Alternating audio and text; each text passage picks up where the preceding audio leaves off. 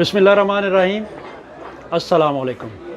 लाखों करोड़ों दरूद पाक हजूर सल्लल्लाहु अलैहि वसल्लम पर और आपकी आल पर। आज का जो हमारा मौजू है उसमें बात ही कुछ अलग है। मेरे साथ मिर्ज़ा नदीम बेग साहब सीनियर सहाफ़ी मौजूद हैं। इनकी कौंसलेट के हवाले से कौंसल खाने की जो मसरूफियात हैं या उनका जो काम का एक तरीक़ाकार है या उनके जो मसाइल हैं उन पर एक गहरी नज़र है।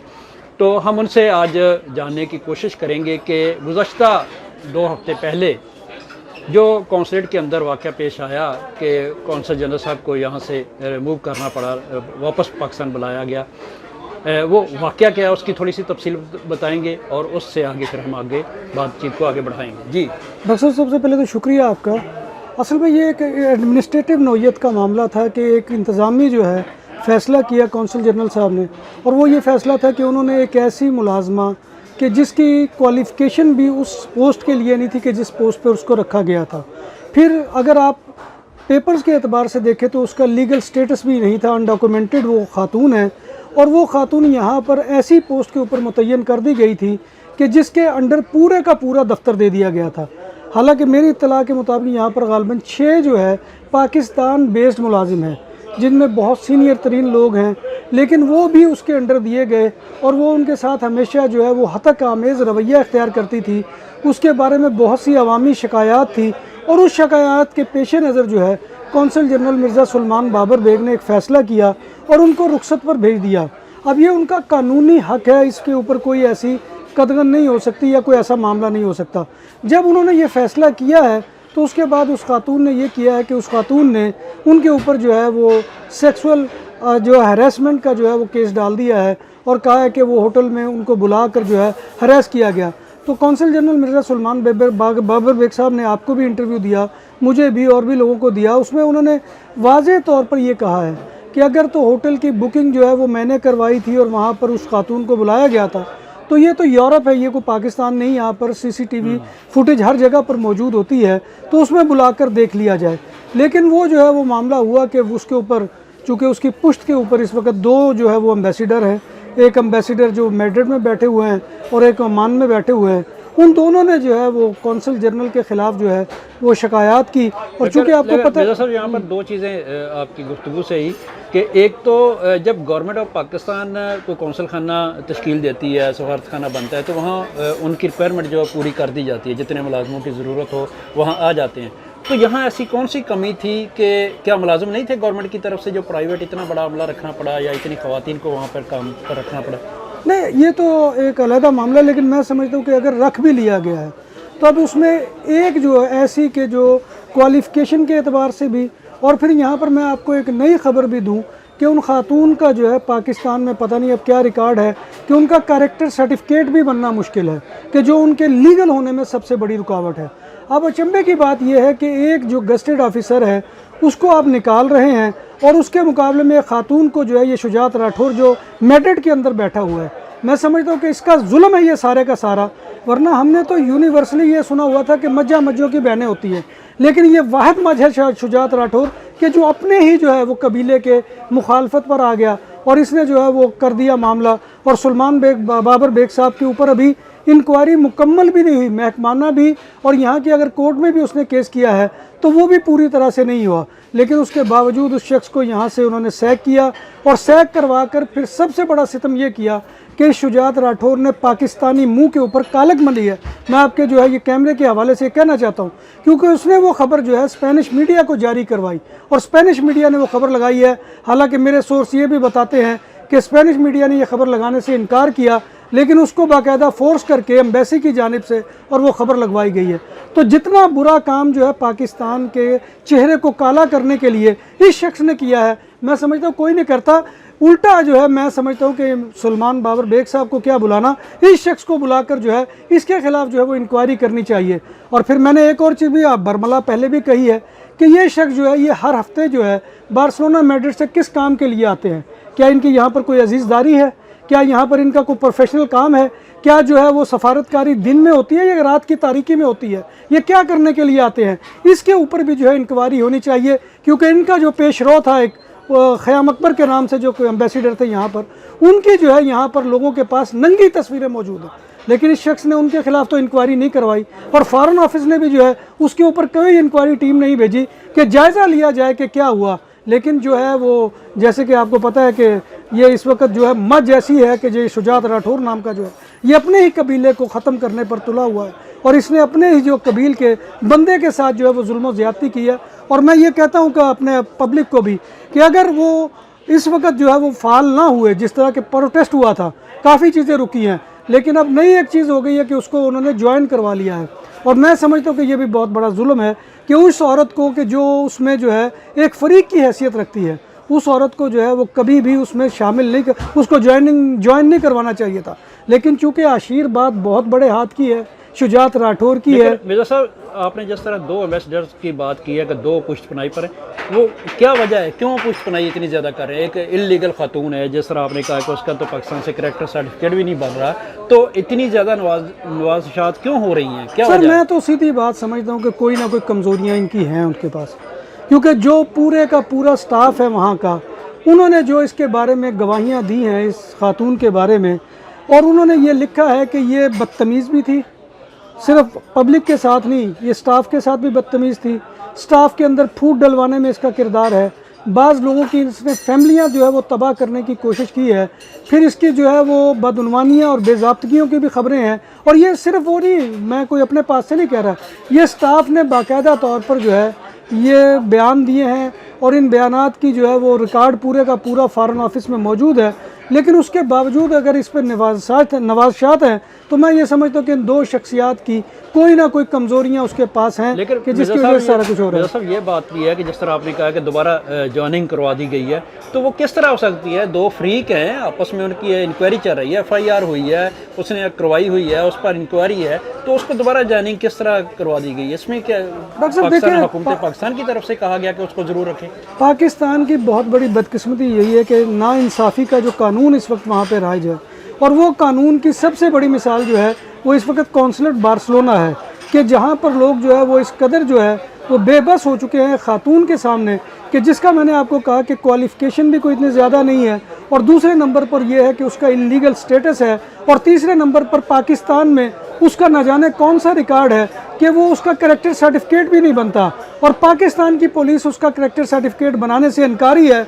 और यहाँ का एम्बेसडर जो है उस औरत के ना वो जो है वो ज्वाइनिंग दे रहा है, उसको वहाँ पर भेज रहा है। और मैं कायम मकाम कौंसल जनरल जो शाजिया मुनीर है, मैं उनसे भी ये कहूँगा कि वो इस इलीगल काम के ख़िलाफ़ जो है वो खड़ी हो जाए।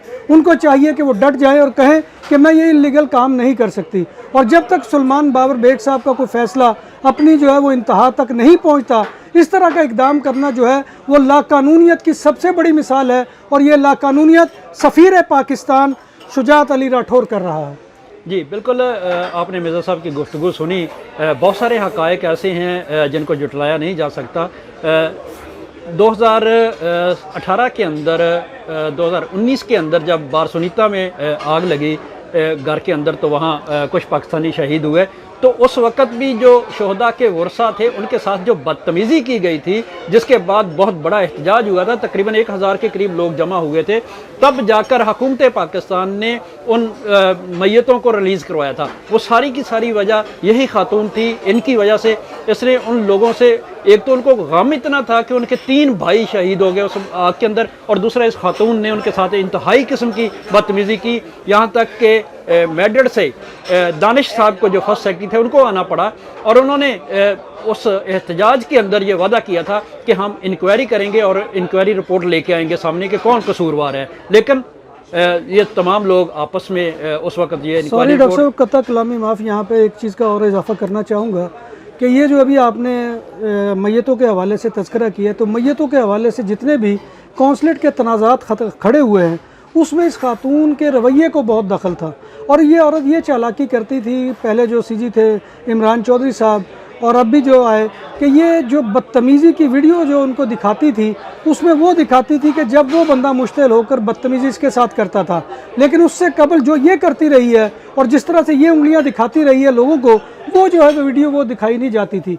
और इसके ऊपर एक और भी इल्ज़ाम है कि ये चूँकि इमरान चौधरी साहब ने तो इसको साइनिंग अथॉरिटी भी दी हुई थी कि यानी कि उनके बिहाफ पर ये अपने नहीं उनके साइन करती थी। यानी कि ये बहुत बड़ा फ्रॉड है कि एक सीजी का जो है वो साइन कॉपी करना और यही काम जो है ये इसने बाद में भी जारी रखा। और जब 31 दिसंबर को इसका जो है कॉन्ट्रैक्ट जो है वो फाइनल हुआ और इस कॉन्ट्रैक्ट को जो है वो रिन्यू करके भेजना था, तो इसने जाली साइन इमरान अली चौधरी के करके वहाँ पर भेज दिया फॉरेन ऑफिस में।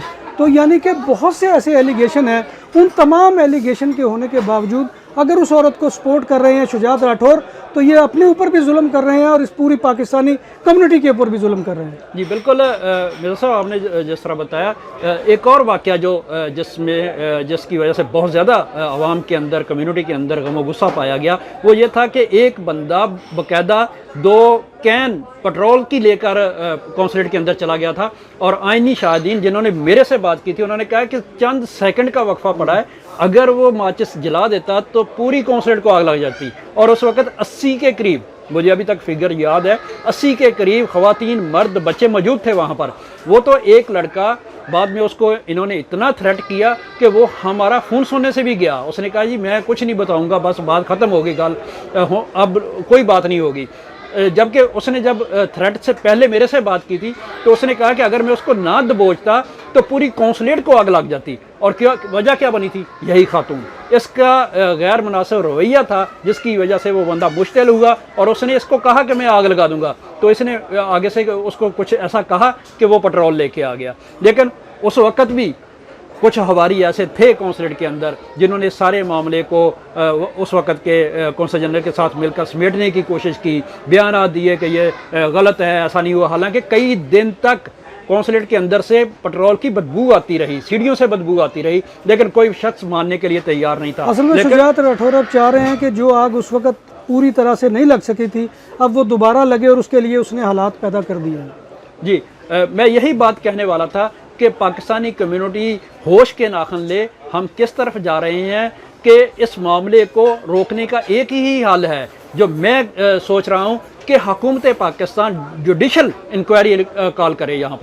यहाँ के जो साबिक सीजी हैं उनको, जो अब ओमान के अंदर एम्बेसडर बने हुए हैं, उनके ख़िलाफ़, और यहाँ मेडर्ड के अंदर जो एम्बेसडर बैठे हैं वो, और जो कौंसल जनरल साहब सलेमान बाबर बेग साहब वो गए हैं, और चौथी ये खातून, इन चारों के खिलाफ जुडिशल इंक्वायरी हो, जो दफ्तर खारजा से बाहर के लोग, दूसरे महकमों के लोग आके इंक्वायरी करें। क्योंकि मैं समझता हूं कि जो पिछले 18 से 2021 तक के जो मामलात हैं वो बहुत ज़्यादा गंभीर हैं। उनकी जब तक तहकीकात नहीं होंगी, जब तक उनके मामला सामने नहीं आएंगे, उस वक्त तक ये मामला हल नहीं होगा। और दूसरी बात यह कि जब तक मैड्रिड के अंदर शुजात राठौर साहब बैठे हैं, उस वक्त ये बार्सिलोना की कौंसलेट कभी भी जल नहीं सकेगी, क्योंकि वो अपनी मर्जी से, जिस तरह मिर्ज़ा साहब ने कहा कि उस खातून को जो अभी इंक्वायरी के अंदर है, जिसने FIR कटवाई हुई है, कभी दुनिया में आपने सुना है कि 2 बंदों के दरमियान क्लैश हो और एक बंदे को फारिग कर दिया जाए और दूसरे को रख लिया जाए?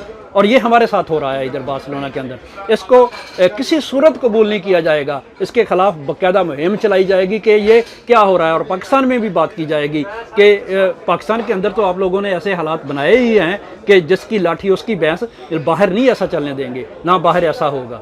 जी मिर्ज़ा साहब, आप कुछ आखिर में कहना चाहेंगे? सर आखिर में बस इतना ही कहना चाहूँगा कि देखिए इतना बड़ा सितम है कि एक CSS करके ऑफिसर आता है और उसको जो है वो हटा दिया जाता है, और उसके मुकाबले में जैसे मैंने बारहा दफ़ा कहा कि एक अनडॉक्यूमेंटेड जो पर्सनैलिटी है और उसकी जो क्वालिफ़िकेशन भी कोई इतनी ज़्यादा नहीं है और एडमिनिस्ट्रेटिव जो है उसके पास एक्सपीरियंस भी नहीं है, उस खातून को जो है उन लोगों के ऊपर मुसल्लत किया जा रहा है कि जो पाकिस्तान से आए। अब यूसुफ साहब बहुत सीनियर हैं, अशफाक साहब बहुत सीनियर हैं, वो उनमें साहर एक अकाउंट्स के शोबे को संभालती है, वो बहुत सीनियर है, और भी दीगर लोग हैं।